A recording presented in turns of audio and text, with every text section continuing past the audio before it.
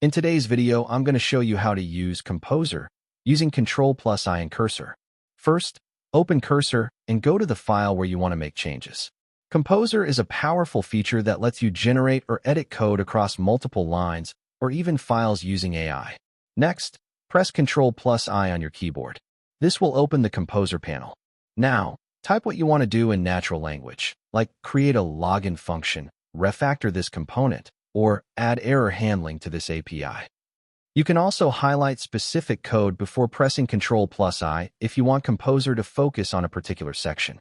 Once you enter your prompt, Cursor will generate or modify the code based on your instructions. Review the changes, then accept them to apply directly into your project. Composer is especially useful for larger edits, multi-line changes, or generating structured code quickly. And that's it. Thank you for watching this video. Please feel free to use our affiliate link in the description.